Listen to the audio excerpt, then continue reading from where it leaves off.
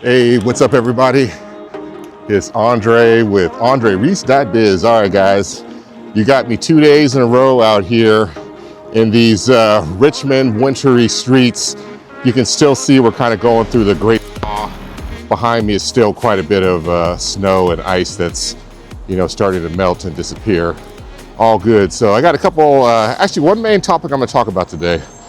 I've been seeing this quite a bit on TikTok, and I figured because everybody at this point right now kind of wants to have a vacation, especially if you're living in a cold place. I've seen online a lot of folks want to go on a cruise, but today's topic is cruises are for poor people and the middle class. All right, how's that for a little teaser? So I think the only thing I want to talk about today, there's not much that's changed in the world since yesterday as far as like current events that I want to talk about. The one thing when I film these videos, I always go back and watch them to make sure that I don't say anything that's too crazy or whatever, and I usually don't. I think the one thing I do is sometimes I goof up words. All good. Nobody's perfect. I think I was talking about yesterday a story about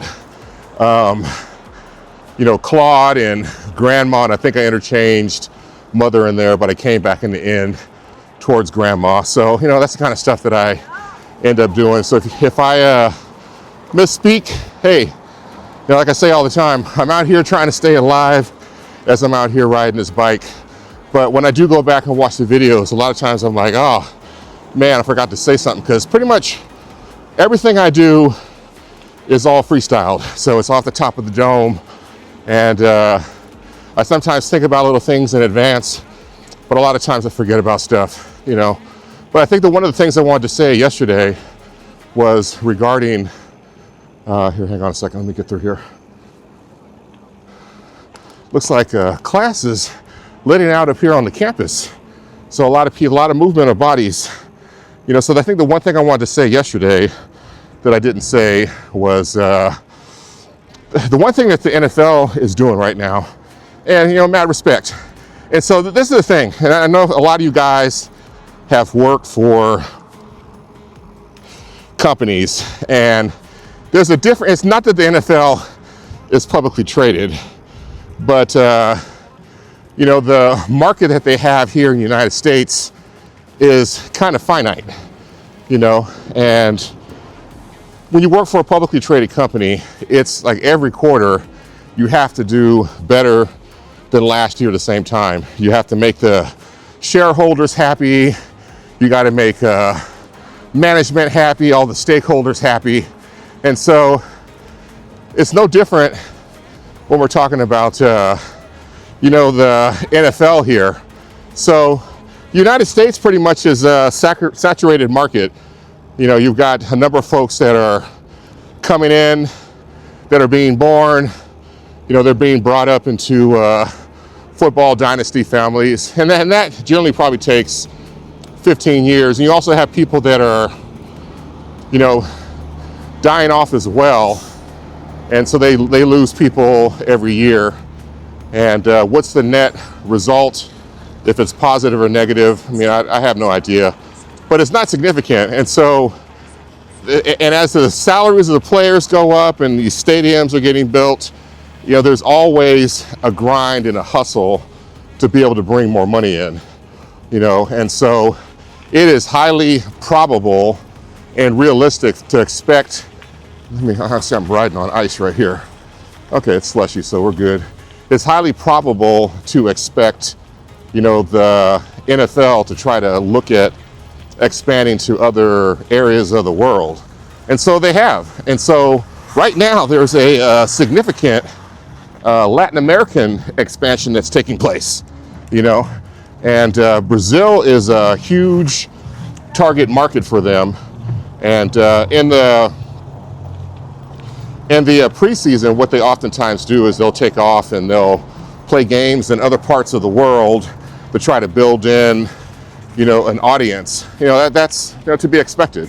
And so them choosing to have, you know, and I tell you, the fallout from him and his Super Bowl performance, you know, gets deeper and deeper as we go forward by the hour. But it's reasonable to expect the NFL to try to do things to be able to attract a different market and audience, you know, to them. And if folks are really big on Bad Bunny internationally, and especially throughout America, there's no reason why you can't see that as being a smart business decision. And so this is the thing, you know, and I'm gonna talk about this during our conversation about delineation. You know, so recently, I don't know how long ago it was, but Essence magazine has been black owned by foundational black Americans for probably multiple decades. And at some point, they end up selling the company, and the leadership that took over were black, but they weren't foundational black Americans. And so what ends up happening is, you know, when you switch leadership and ownership, you have to kind of make a decision. Do we kind of stick with our core, or do we try to bring in some additional people and hopefully we get to keep the ones that we already have? And so that's what, and so what ended up happening last year, there was a giant fallout. And I think that's one of the main catalysts that really started a wider spread, you know, delineation movement amongst black Americans that are here, that are descendants of slaves, you know. And so I take the approach, hey, you know what? When somebody sells the business to somebody else, your hopes and your dreams, and even somebody selling a house, you know, to another person, their hopes and their dreams are the people that take over are going to do the same thing that they used to do. But this is the catch. They don't have to, you know. And so they made a slight pivot to try to attract new markets and bring those people in, and it didn't work. And so folks rebelled against what happened with Essence. And you know, like I said, the way I feel about anything is, and I said this many times before, I don't beg anybody else to take my money. You know, if I try to go into a place and try to buy something and I'm not getting service or help or whatever, I'm gonna take my black-owned business someplace else, or just go home, you know. And if Essence wants to make a move and change who they're targeting, that's every right that they have in the world to be able to do that. And so the folks that are kind of left behind, they've got a tough choice to make. And one is, you know, do they decide to stick around and then just bellyache, which people in the NFL are used to doing anyway, you know, because there's so many people that have followed and still continue to follow teams that have essentially just been losing for decades, and they still hang on. You know, so that's a reasonable assumption for NFL management to decide to go ahead and go for. Or the other thing you can do, which is where your power is, you can just simply turn off the TV and stop watching the game and go do something else.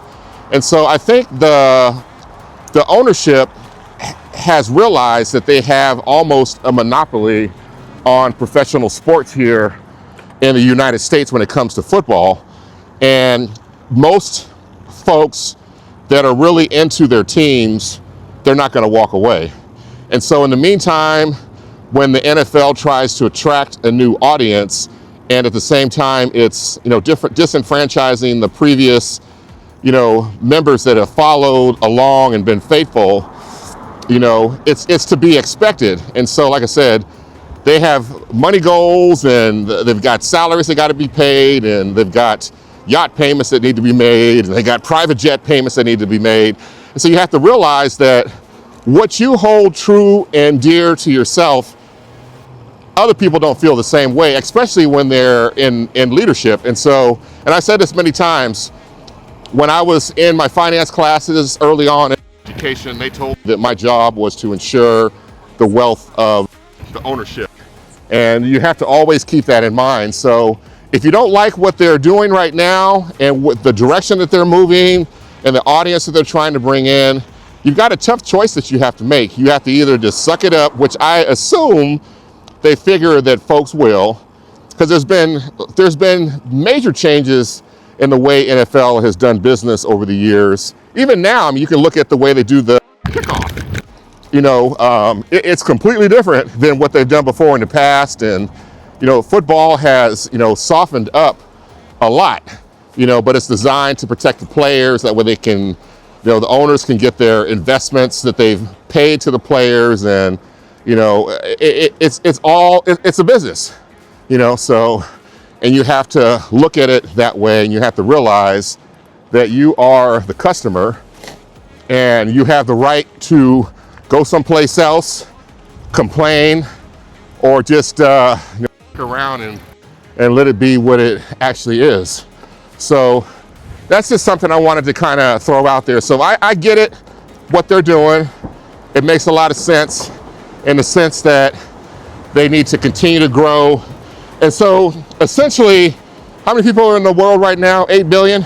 I think once they've got football, United States football, everywhere in the world, which will never happen, and they've got fans, you know, rooting for the Raiders, rooting for the Niners, whatever it might be, you know, I think they may be happy at that point. But you know, it is what it is, so you have to kind of look upon it that way.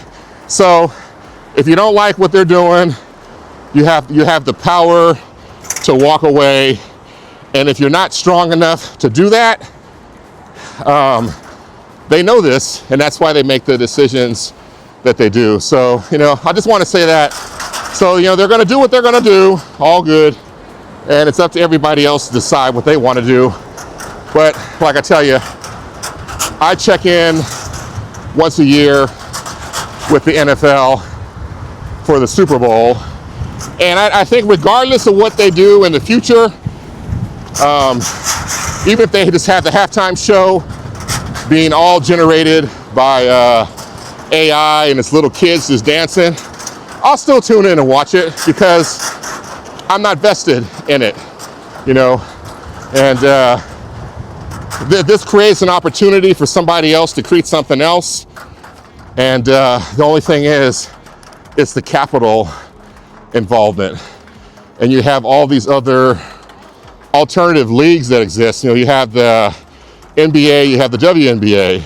The WNBA has never been able to pull the amount of people that the NBA has ever been able to pull. And even when you look at stuff like, there's other alternative football leagues, there's stuff that exists outside the US, you know, and, you know, there's arena football, and none of these things have been able to pull a significant number of people, you know, from the primary league. So that's just something for you guys to kind of think about. And I think the only other thing I want to say about this is a lot of people, and like I said, as this continues to evolve, you know, by the moment, you know, the backlash that's because of the halftime show being done in Spanish. And this is another one of those things that I had hoped to talk about, but I didn't, so I'll just bring it up right now. And I'll tell you, we as Americans, we are at a global disadvantage when it comes to languages. You know, so we get a little bit of Spanish or French in high school, and it's oftentimes not enough to be able to become fluent, you know, because English is the dominant language. All good. But when you travel to other parts of the world, so I've traveled to a number of different places over the last years, you know, I think my country count now in total is 28 or something like that. But in the last 3 or 4 years, I think I probably have traveled to at least a third of those countries, you know, straight up. So traveling all through Europe, England, France, you know, Germany, everybody that you meet even like in, when we were in, where were we at? We were in Bangkok, Thailand. Everybody speaks multiple languages, at least 2 or 3. 3 is almost kind of like the standard, you know, and that puts us at a global disadvantage. And so me, I say this all the time. I've dealt with folks that have come from Mexico that didn't speak English very much at all, and I've had to interact with them. And a lot of times you're speaking English, and folks oftentimes will just smile and, you know, nod up and down. And so I don't know how many hundreds and hundreds of times that I've been overseas and tried to speak to people, and they speak to me in whatever language that they have that's native, and I'm like, you know, so, but I encourage everybody, especially if you have young kids, you know, the 3 primary languages you want to probably have people learn would be English, French, and Spanish. So Marilyn is fluent in all 3 of those languages. So whenever we've traveled, we've been able to, I've been able to go along and get along because of her language skills. And there's been times where I've been very much immersed in a foreign language, especially when we were in France for so long for our honeymoon. You know, I did not speak the language, you know, but how you doing? Here, hang on one second.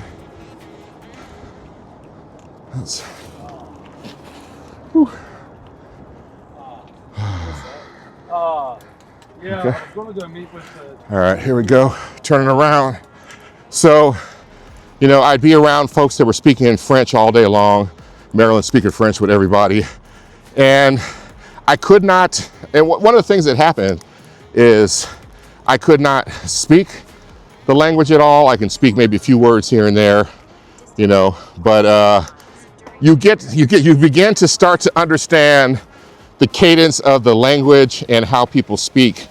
And that's something that and I've talked to some of my friends before, and they're like, you know what, I couldn't travel like you do because the places that you go, folks generally don't speak English, you know. And I'm like, yeah, I lucked out that Marilyn is able to speak so many different languages, you know. But you know, it's one thing to get yourself to the point where you can kind of get immersed in another language and another culture and not have to necessarily go to where all the tourists hang out. You know, you're able to get amongst the people and sit down and observe, and it's difficult to kind of overcome that initial feeling. But if you can power through it, that's when you start to immerse yourself in the culture, you know, and you start to observe how people act. And even though you can't speak the language, you know, you get a feeling and a vibe of how the conversations are going, you know, and that's really, you know, kind of the best way to go. You know, so like I said, we as Americans, we are at a disadvantage because we only speak one language, which is English. And it in the end, it ultimately restricts us. It restricts our capacity to be flexible, and our capacity to understand and to deal with things that are not familiar to us, you know. So I highly recommend, if you get a chance to try to learn another language. If you can't, you know, if you have kids, you know, encourage them to be able to learn Spanish as well as French. You know, those are areas that you can, because even when we went to Haiti, folks down there spoke French.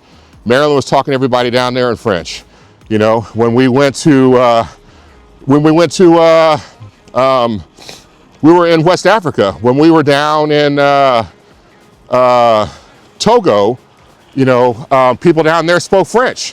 So Marilyn was able to talk to people down there as well. And even when we went to a lot of different restaurants around the world, and a lot of people speak French, they speak English, and they speak Spanish, so those are definitely the default languages. So, a lot of folks, when they say they were really upset, it really shows, upset about, Bad Bunny doing his whole performance in Spanish.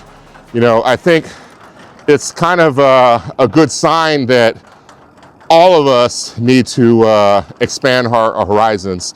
And the only way you can do that is, through learning languages and getting kind of immersed in other people's cultures. So, yeah, that's about as much as I want to say about the two topics today. So we're talking about the NFL and expanding to Latin America. And the other topic was, Americans for the most part only speak one language, and it really limits us, so it's a great way to be able to expand your horizons.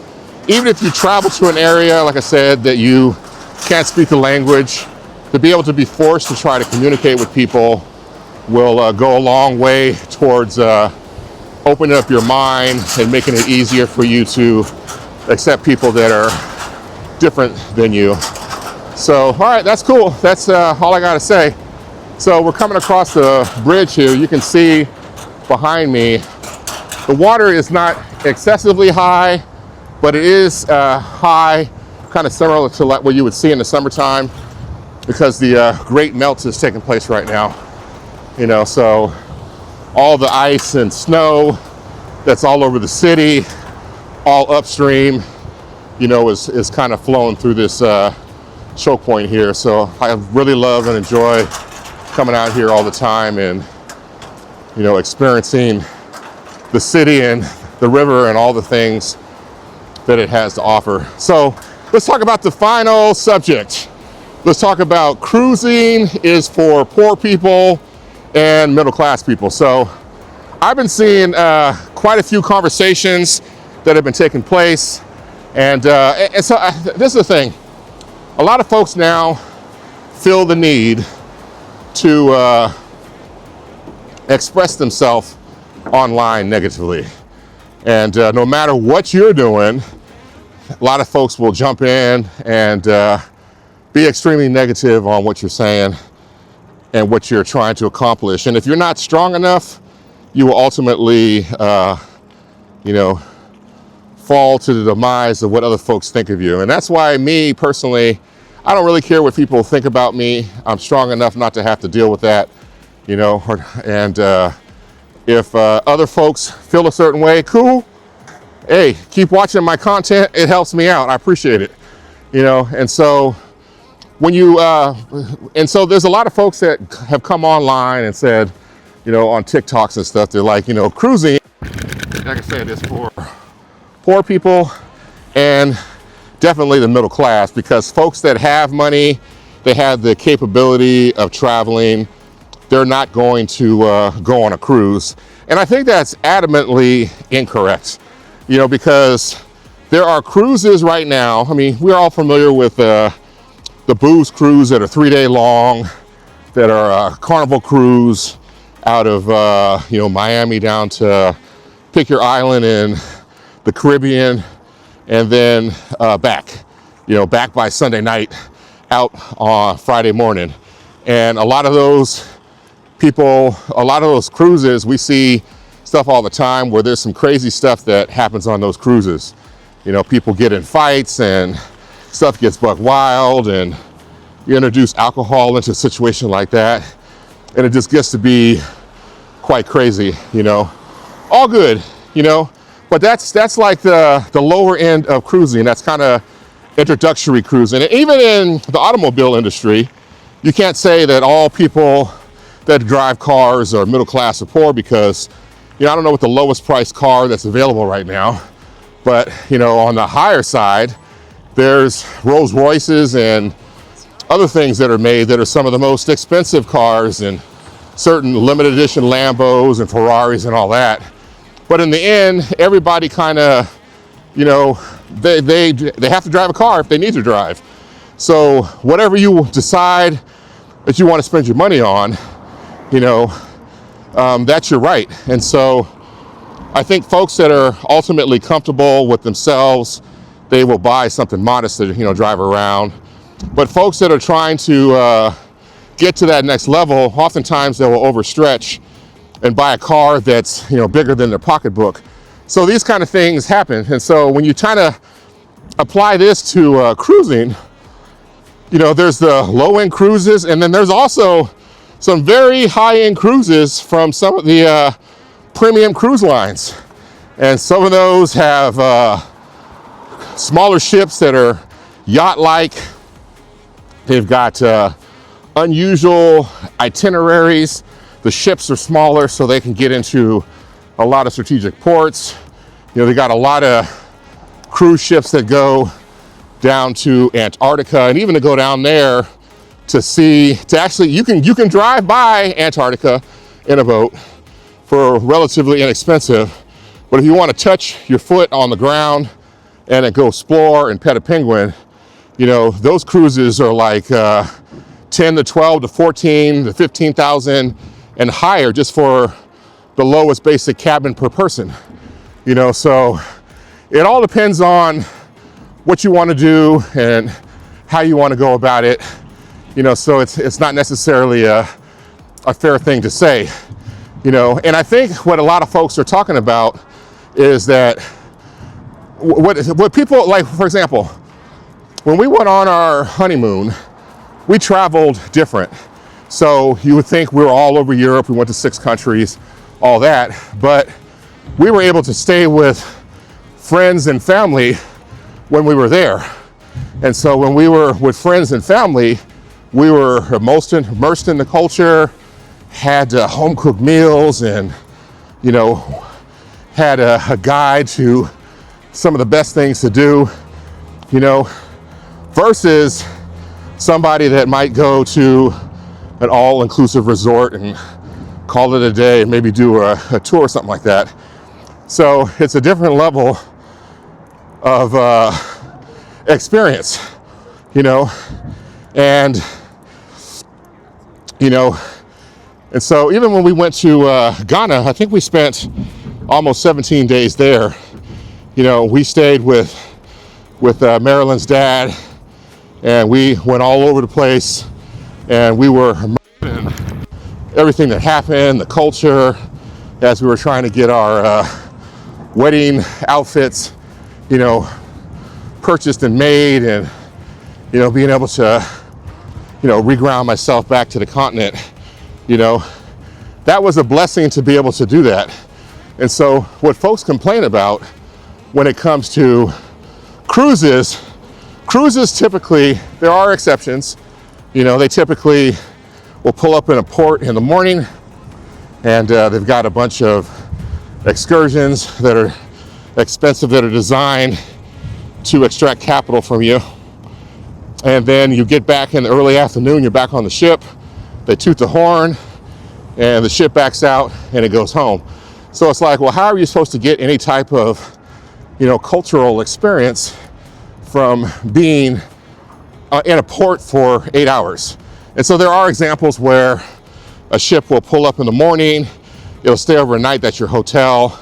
You got the next day where you can still go out and explore, and then the ship will pull out the following evening and head on out, you know.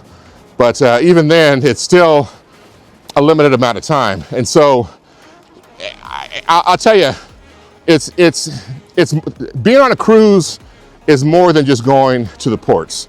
You know, a lot of it is just relaxing and not having to unpack your suitcase just to be able to move to another location, and then packing it back up to keep moving. You know, so when you're on the ship, that functions as your hotel. And the nice thing, you can do as little or as much as you want to while you're on the ship. You know, that's a given.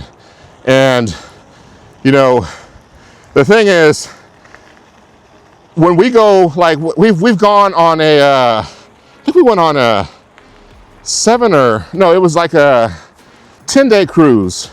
I think we hit 3 or 4 ports.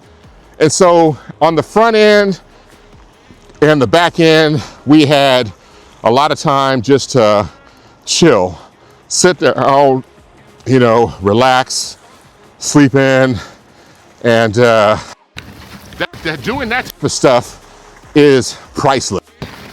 You can't put a value on it. And if you want to hang out and do some stuff in the evening or watch a show, it's all there. If you want to gamble a little bit, you want to go to the club, all those things, man, this is really icy and watery now. All those things are available to you on the cruise ship, which makes it great, And, so a lot of times, if I do go on a cruise, I'm going to try to go on at least an 8-day, 7-night cruise, because the cruise ship will take off the first day, usually around 4. And the next day is an at-sea day, so that you have a chance to sleep in if you're dealing with jet lag or whatever, and get up. You can slow walk it, and you can explore the ship. You can hang out. You can go to the pool. You can go to the hot tub. You can chill out in the atrium. Whatever it is that you want to do, you can do all that stuff. And then the next day, which would be day 3, that's the day that you hit your first port. And then the ports would be, so the third day would be your port day. And then the 4th day is either at-sea day or port day, depending on how many ports you're visiting. Then the 5th day would be an at-sea day or a port day. And then usually the last day before you head back into port, that day is usually an at-sea day. So you get a chance to relax on the front side of the cruise as well as the back side of the cruise. So that is exceptional and phenomenal. So you get a chance to get out and do some stuff, but at the same time, you get a chance to relax, which is really important. And I think I'm gonna go much further than this. This is really slushy here. So let me just pull here real quick, lower my drop post, and I'll let you guys take a look here. Let me turn this around. All right, you guys see that? Very cool. So that's the James River. You can see the walkway down is kind of snowed in, and there's the rapids right there. So we're one of the only cities in the United States that has Class 3 and Class 4 rapids that run through the city. And the rapids be rapiding during the summertime when we get the majority of our rain. And, it is amazing to come out here and see people out here, doing their thing. So there you go. I'll let you guys see what's in the front of me here. But like I was saying, with the cruise, it's really important to be able to chill out and relax. And I'll tell you, the last cruise we went on, where was it? Actually, no, the second to last cruise. It was this is the cruise I went on with my brother. And it was the last cruise we went on together. It was, I think, probably about 2 years ago, I think it was, in December. So it was probably 2003-ish, I think it was. I think it was it was like almost a 10-day cruise or a 9-day cruise. And so we ended up going to Haiti. Hey, yeah. We ended up going to Haiti, and we went to Aruba, and we also went to Curacao. And I think we might have went one more port. Maybe it was just those 3. I don't remember what it was. But, you hear people talk all the time about Aruba, Aruba, Aruba, Aruba, Aruba. And so we went there for 8 hours, and we did a tour of the island, sea and land, and you know, it's a struggle paradise. And so me and Marilyn, you know, fist bumped and said, you know what, this is enough for us. You know, we don't ever have to come back to Aruba again. So it was going on the cruise was a great way to be introduced to Aruba and realize the vibe that we got while we were there. So if you go there and you stay in the resorts, it's cool, but pretty much the island is just volcanic rock. And they brought sand in around the shores. They got a bunch of resorts and stuff like that. If that's what you like, cool. It's extremely windy as well. So, you know, like I said, it is what it is. And then we also went to Haiti. And so at the time, things are really jumping off and getting hot there. But Royal Caribbean, they have their own private island. And so we went ahead and we were kind of on high alert, you know, but we ended up getting a chance to experience the beauty of Haiti. And now Royal Caribbean has shut down their private island, and they are no longer cruising to it because the spot has gotten so hot over there. And all right, I'm back, guys. So the spot has gotten so hot out there in Haiti that they are no longer, you know, using that. So, but I said, we got to go scuba diving in the ocean. We got to see the beauty of the island. It was fantastic. And the folks that we met there, they weren't the most friendly in the world, all good. And what I found is, you know, areas of the country or the world where folks speak a lot of, French is their native language, you know, there's a certain demeanor and way that folks kind of exist, you know, so, but, you know, it is what it is. And, you know, had a great time going there. But out of all the islands we went to, the one we absolutely loved was Curacao. And so we were there in Curacao, and I think it's, is it related to the Netherlands or a colony of the Netherlands? I don't remember what it is, but we had a fantastic time there. I would actually go back to Curacao and spend a week or two there, just relaxing, chilling, eating the food, immersing ourselves in the culture, you know, so, and what's going on? So there is a reason to go on a cruise, you know, and to make a blanket statement that cruising is only for poor folks and the middle class is something that's kind of crazy. Here, let me adjust my camera here real quick. Let's see.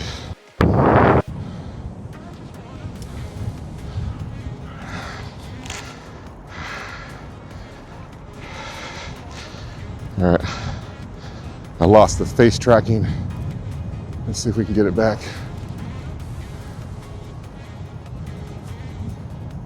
Okay, all right, we are good. How you doing?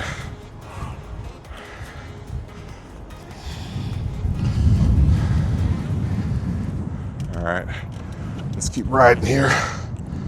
All right, so yeah, we are face tracking again. So every time I flip the camera around and bring it back around, it loses its tracking. I've noticed that. So it is what it is. We got a workaround for it, which is for me to turn it back on. So yeah, back to you know, cruising being for poor folks and the middle class.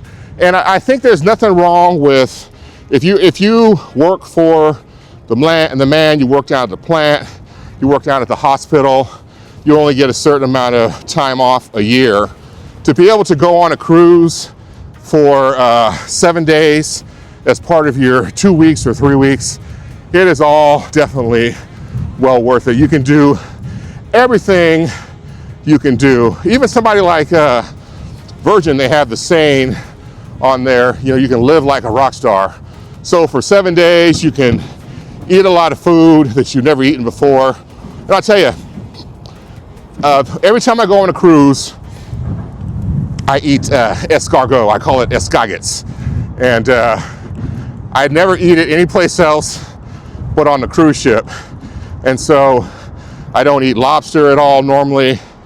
If I'm on the cruise, I may have the surf and turf. You know, I rarely ever eat steak also as well. And so it's a nice option and opportunity to be able to, you know, try a lot of different things that are really fun. And if you want to go out every night and, you know, dance the night away and get lit, you can definitely do that on a cruise ship. So, you know, and so so if you're gonna, I would recommend, if you can go on a cruise, it's probably best to go on a cruise that is 7 days. You know, that way you have a chance to relax and chill out and enjoy yourself. And then on the choice of cruises, I always recommend, if you can, go on the newest cruise ships. You know, so now they have like all these mega ships that they have, like with Royal Caribbean and stuff.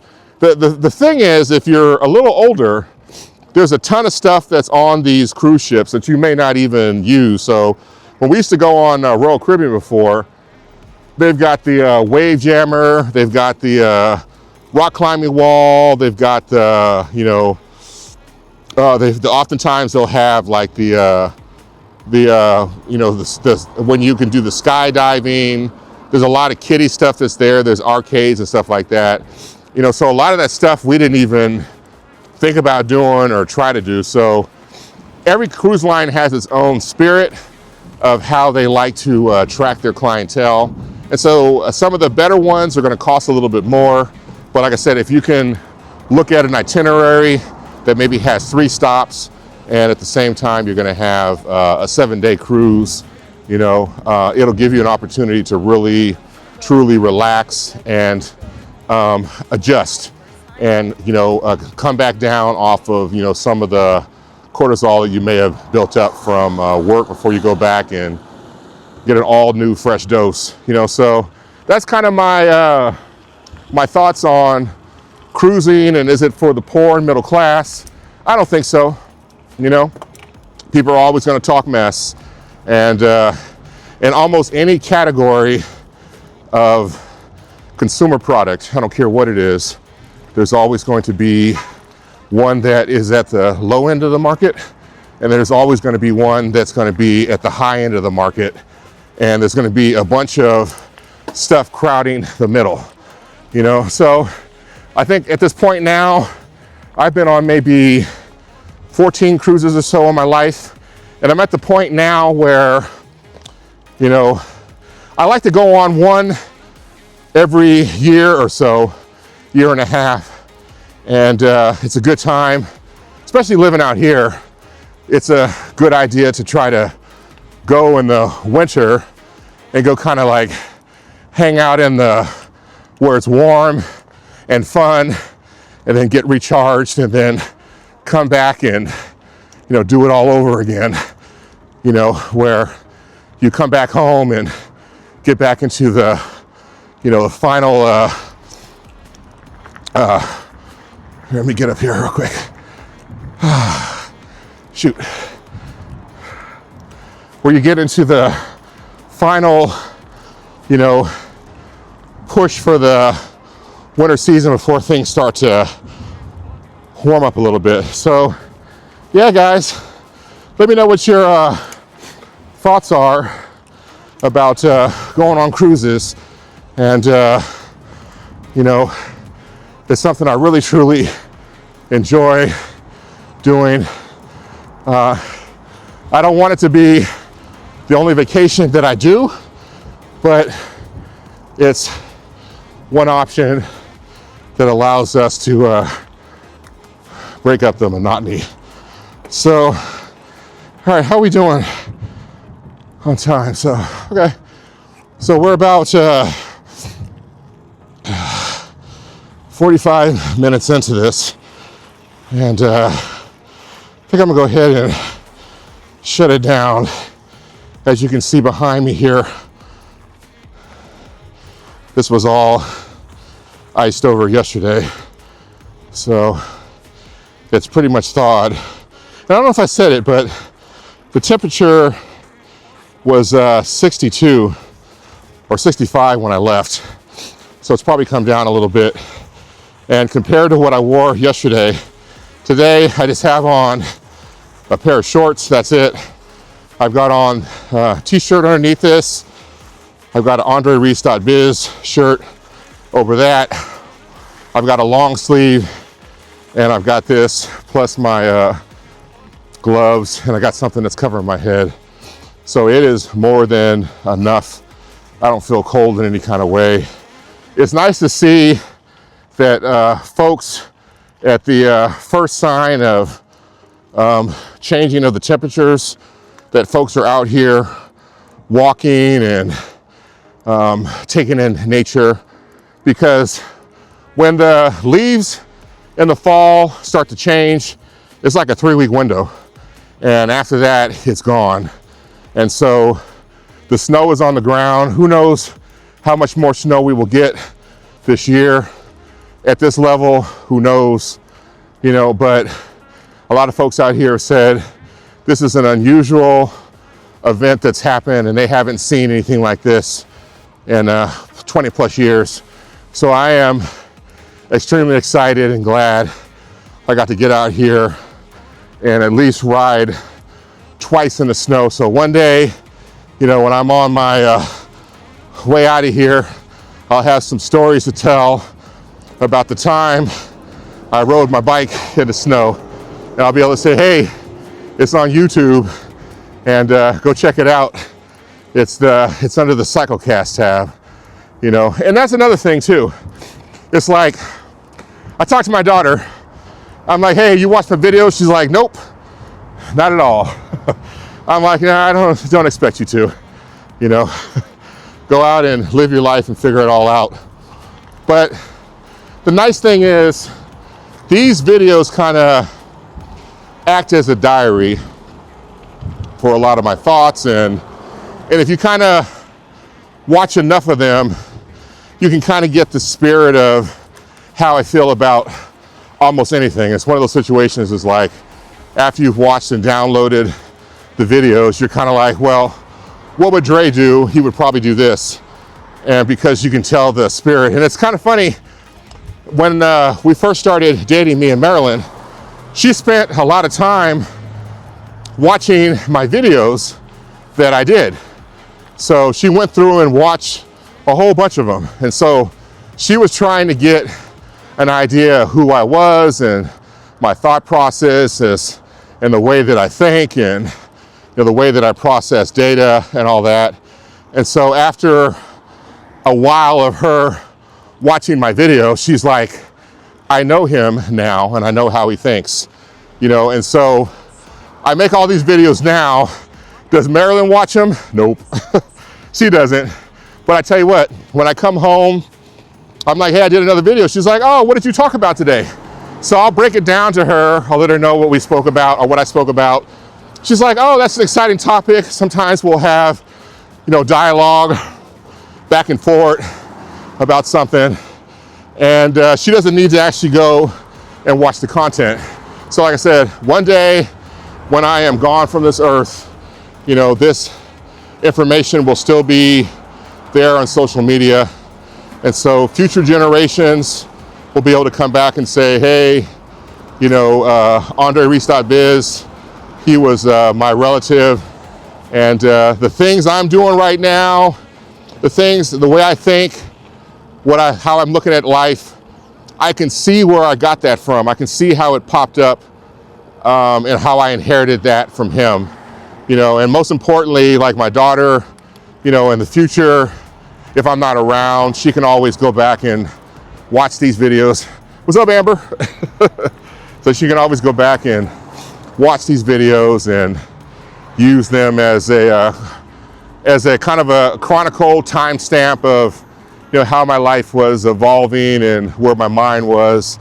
So if there's similar things that are happening in the world, at the time I'm not there to be able to give her guidance, she can be like, oh, this is how he would handle that because this is what he said and kind of how he did his video. So yeah, I've something to think about on your end.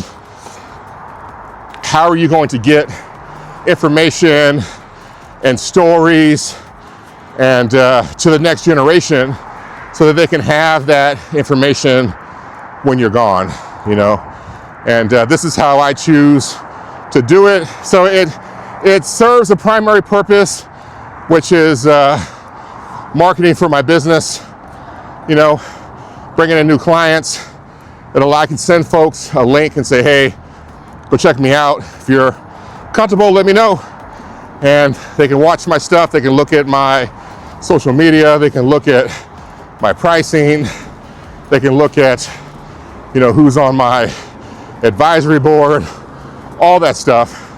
And they can get a good sense of who I am and if we're going to be compatible as a relationship. So it does that purpose, but really in the long game, it allows me to leave something behind, you know, for the next generation. So that's it, guys. I am done talking for today. This will be a little bit shorter video. I didn't have all the multiple topics like I normally do. But take care of yourself, be safe, and like I said, at some point soon, we're gonna blow this popsicle stand and try to find shelter someplace where it might be slightly warmer. So that's it, guys. Take care. Appreciate you as always. And if you haven't done it, please make sure you subscribe and like this video. Appreciate all your support, guys. Just gonna go ahead and just let it play out as I ride here. All right, guys, take care.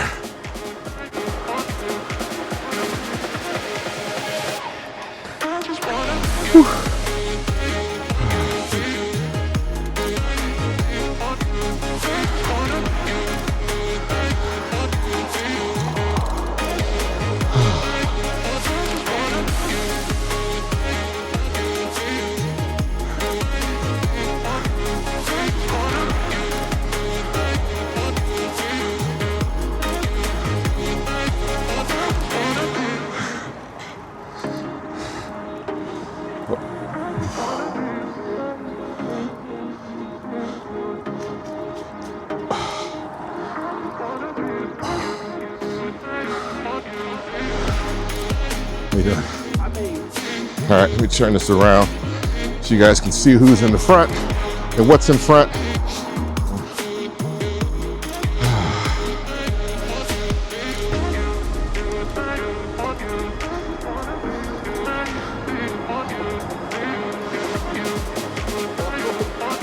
Hey, what's going on?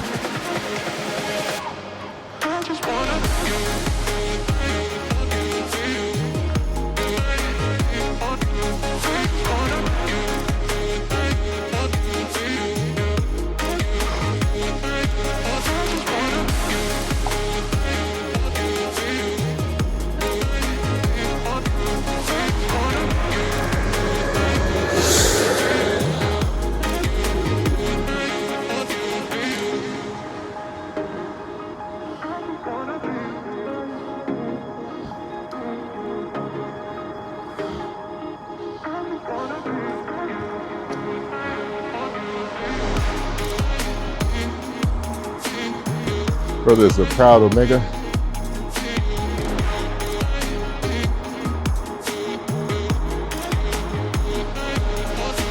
A lot of traffic today. Oh man.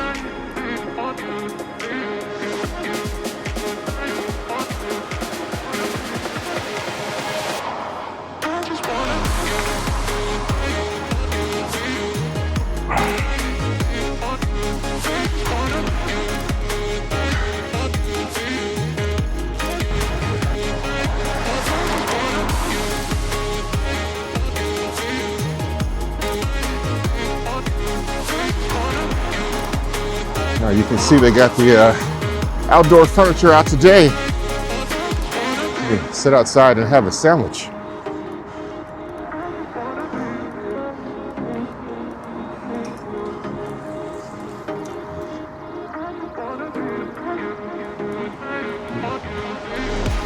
I couldn't even ride over here yesterday because it's on the leeward side of the sun. So it was all frozen over. Let me see if I can make this light here.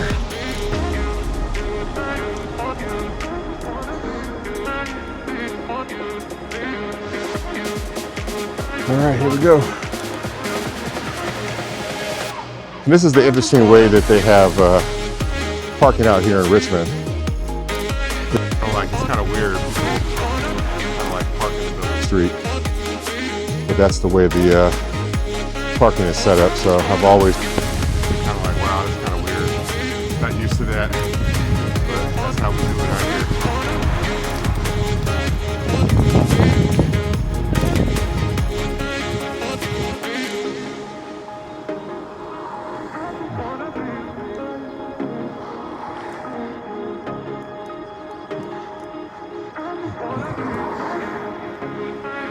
And if you didn't know it, you might pull up behind this one car up here. You think that you're waiting for it to turn, but it's actually parked. So 56.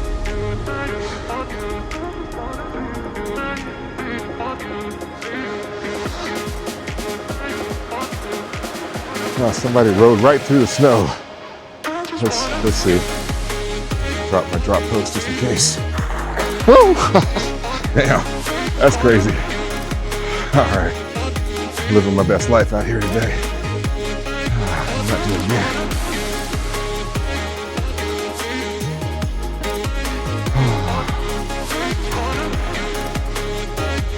And my brother is starving. When I get home, I'm gonna eat. I haven't had anything to eat today at all.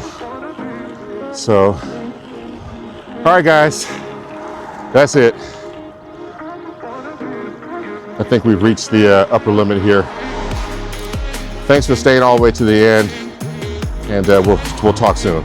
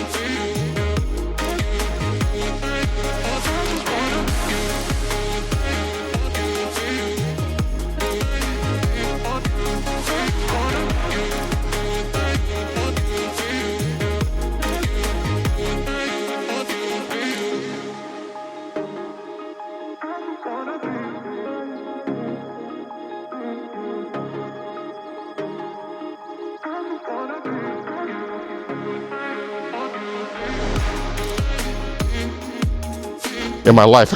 Oh, shit. Okay, my brother fell. This is black ice. Okay. All right, I'm okay. All systems check. All right, I'm good. So let me just penguin it.